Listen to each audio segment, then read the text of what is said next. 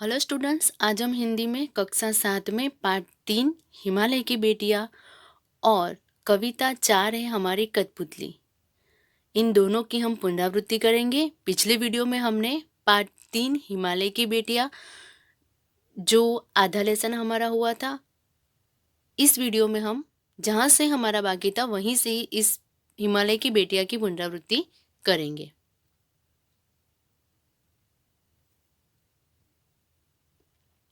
कालिदास के विरही यक्ष ने अपने मेघदूत से कहा था, वेत्रवती नदी को प्रेम का प्रतिदान देते जाना, तुम्हारी वह प्रेयसी तुम्हें पाकर अवश्य ही प्रसन्न होगी। यह बात इन चंचल नदियों को देखकर मुझे अचानक याद आ गई और सोचा कि शायद उस महाकवि को भी नदियों का सचेतन रूपक पसंद था। दरअसल जो भी कोई नदियों को पहाड़ी चोटियों, पहाड़ी घाटियों और समतल आंगनों के मैदानों में जुदा जुदा शक्लों में देखेगा, वह इसी नतीजे पर पहुंचेगा।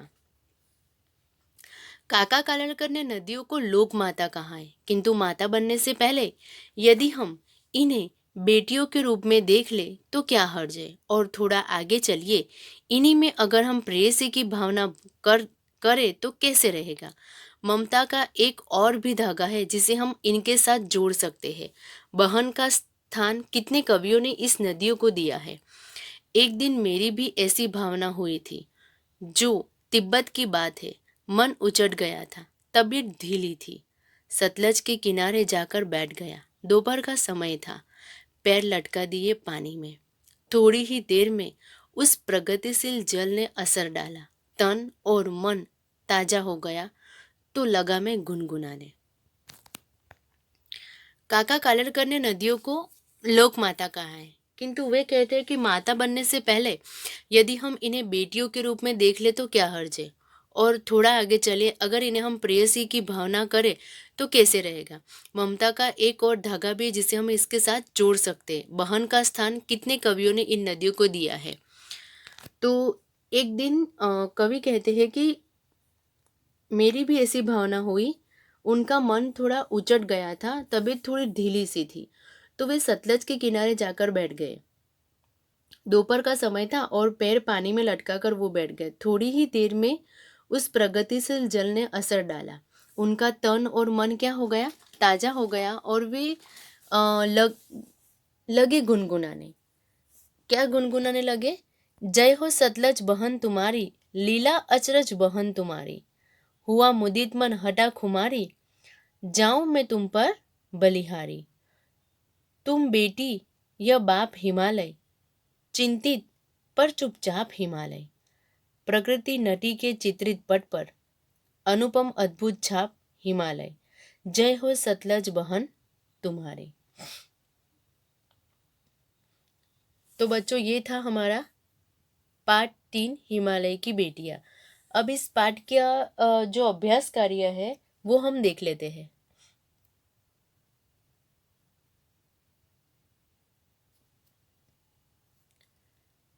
हिमालय की बेटियां, सबसे पहले हम बच्चों शब्दार्थ देख लेते हैं। शब्दार्थ उल्लास यानी खुशी, नटी का होगा नर्तकी, समतल समान क्षेत्र, बाल लीला बच्चों के खेल, कौतूहल जानने की इच्छा, झिझक संकोच, मुदित प्रसन्न, नटखट चंचल, खुमारी नशा, सचेतन यानी सजीव होगा, और प्रतिदान का होगा बदले में देना। क्या होगा बच्चों? उल्लास का होगा खुशी, नर्ती का होगा नर्तकी, समतल समान क्षेत्र, बाल लीला बच्चों के खेल, कौतूहल जानने की इच्छा, झिझक संकोच, मुदित प्रसन्न, नटखट चंचल, खुमारी नशा, सचेतन सजीव, प्रतिदान बदले में देना। अब बच्चों, प्रश्नों के उत्तर हम देख लेते हैं। पहला जो प्रश्न है वो है, नदियों को माँ मानने की परंपरा हमारे यहाँ काफी पुरानी है, लेकिन लेखक नागार्जुन उन्हें और किन रूपों में देखते हैं। लेखक नागार्जुन नदियों को माँ, दादी, मौसी, बहन, प्रेमिका, बेटी और बच्ची आदि रूपों में देखते हैं। सिंधु और ब्रह्मपुत्र की क्या विशेषताएं बताई गई है? सिंधु और ब्रह्मपुत्र नदी हिमालय पर जमी हुई बर्फ पिघलने से उत्पन्न जल की बूंदों से महानदी के रूप में बहती है। ये दोनों नदियाँ समुद्र में मिलती है और उनकी तरंगों से हमें इनका एक अनोखा रूप देखने को मिलता है। समुद्र को मिलने से इनका यह रूप ऐसा प्रतीत होता है जैसे कि बेटियां अपने पिता की गोदी में प्रसन्नता से उत्साहपूर्वक खेल रही है। काका कालेलकर ने नदियों को लोकमाता क्यों कहा है? नदियाँ धरती पर बहती है और धरती पर रहने वाले सारे प्राणियों के जीवन का आधार बनती है। इस लोक के अधिकांश जीवों तथा पेड़ पौधों का पालन पोषण नदियों के कारण ही होता है। इसलिए काका कालेलकर ने नदियों को क्या कहा है? लोक माता कहा है। हिमालय की यात्रा में लेखक ने किन किन की प्रशंसा की है? हिमालय की यात्रा में लेखक ने नदियाँ, झरने, हिमालय की बर्फीली चोटियाँ, विशाल मैदान, सागर तथा महासागरों की प्रशंसा की है। दूर से देखने पर लेखक को नदियाँ कैसे दिखाई देती थी? दूर से देखने पर लेखक को नदियाँ किसी अच्छे कुल की महिला की भांति लगती थी। नदियों के प्रति लेखक के मन में किस प्रकार के भाव थे? नदियों के प्रति लेखक के मन में आदर और श्रद्धा के भाव थे।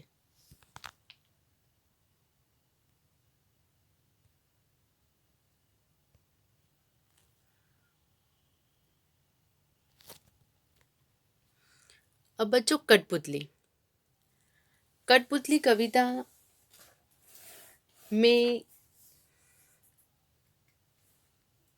स्वयं अपनी बात स्वतंत्रता की इच्छा से व्यक्त कर रही है। यानी कठपुतली कविता में कठपुतलियाँ स्वयं अपनी बात स्वतंत्रता की इच्छा से व्यक्त कर रही है।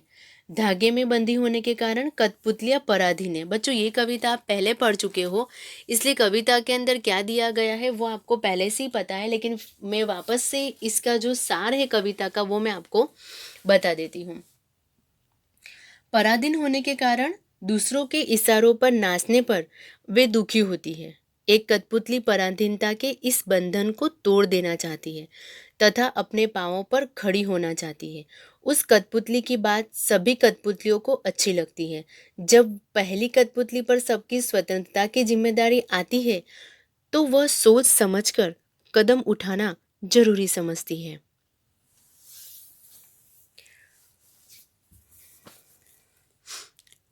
कठपुतली गुस्से से उबली, बोली, ये धागे क्यों हैं मेरे पीछे आके?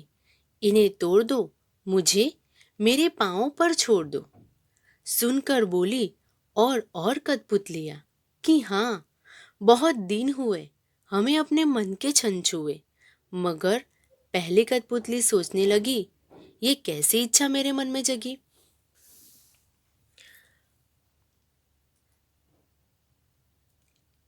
इन पंक्तियों में धागे में बंधी कठपुतलियां अपनी पराधीनता पर दुखी हो रही है तथा एक कठपुतली विद्रोह कर बैठी है। वह अपनी पराधीनता के कारण अत्यंत क्रोधित होती है तथा धागों के इन बंधनों को तोड़ना चाहती है। वह स्वतंत्र होकर अपने पांवों पर खड़ी होना चाहती है। सुनकर बोली और कठपुतलियां कि हाँ, बहुत दिन हुए हमें अपने मन के छन छुए। तो ये बात सुनकर जो दूसरी कठपुतलियां थी वो बोलती है कि बहुत दिन हुए अब हमें अपने मन के छंद छुए।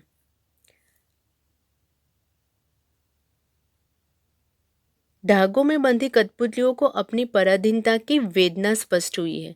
जब एक कठपुतली ने अपनी इस पराधीनता के प्रति विद्रोह कर दिया तथा पराधीनता के धागों को तोड़ देने की उसने इच्छा व्यक्त की तो उसकी बात सुनकर अन्य कठपुतलियों ने भी उसकी हाँ में हाँ मिलाई उन्हें इस कठपुतली की बात बहुत पसंद आई। वे सब भी स्वतंत्र होना चाहती थी क्योंकि उन्हें अपने पैरों पर खड़े हुए बहुत समय बीत चुका था। वे बहुत लंबे अरसे से पराधीन थी, इसलिए उनकी इच्छा का प्रश्न ही नहीं था। वे अपनी इच्छा अनुसार कुछ भी नहीं कर सकती थी। डोर में बंधी होने के कारण, धागे में बंधी होने के कारण, डोर को पकड़कर नचाने वाला जैसा चाहता उन्हें नचाया करता था। मगर पहली कठपुतली सोचने लगी, ये कैसी इच्छा मेरे मन में जगी। पहली कठपुतली अपनी पराधीनता के प्रति विद्रोह कर देती है तथा पराधीनता के बंधन रूपी धागों को तोड़ फेंकना चाहती है। इस कठपुतली की बात अन्य कठपुतलियों को भी पसंद आती है, पर तभी पहली कठपुतली सोचती है कि उसके मन में ये कैसी इच्छा जगी। अर्थात उसे दूसरी कठपुतलियों की जिम्मेदारी महसूस होने लगी तथा वह स्वतंत्रता को हमेशा बनाए रखने के उपायों के बारे में सोचने लगी।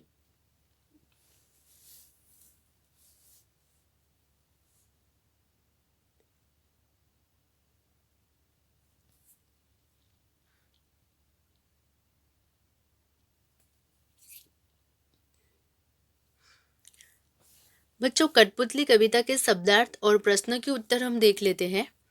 कठपुतली, दूसरों के इशारों पर नाचने वाली। पाँव पर छोड़ दो, स्वतंत्र रहने दो। गुस्से से उबलना, क्रोध करना, मन के छंद, मन के भाव, इच्छा, चाहत। अब प्रश्नों के उत्तर है, कठपुतली को गुस्सा क्यों आया? कठपुतली को गुस्सा क्यों आता है? कठपुतली को अपने शरीर के आगे पीछे बंधे हुए धागों में बंधना उसे पराधीनता लगती थी। वह तो स्वतंत्र होना चाहती थी। यानी कठपुतली को दूसरों के हाथों नाचना पड़ता था। उसके पैरों में धागे बंधे होने के कारण वह अपनी इच्छा से खड़ी नहीं हो सकती थी। वह पराधीन थी। पराधीन होने के कारण उसे गुस्सा आ जाता है। नंबर 2, कठपुतली को अपने पाँवों पर खड़ी होने की इच्छा है, लेकिन वह क्यों नहीं खड़ी होती? कठपुतली अपने पाँवों पर इसलिए खड़ी नहीं होती क्योंकि वो दूसरों की गुलाम है और उसका शरीर धागों से बंधा है। पहली कठपुतली की बात दूसरी कठपुतली को अच्छी लगी क्योंकि वे भी गुलामी से तंग आ चुकी थी और आज़ाद होना चाहती थी। पहली कठपुतली की बात दूसरी कठपुतली को क्यों अच्छी लगी? क्योंकि पहली कठपुतली की बात दूसरी कठपुतली को इसलिए अच्छी लगी क्योंकि दूसरी जो कठपुतलियाँ थी वे भी गुलामी से तंग आ चुकी थी और उन्हें भी आज़ाद होना था।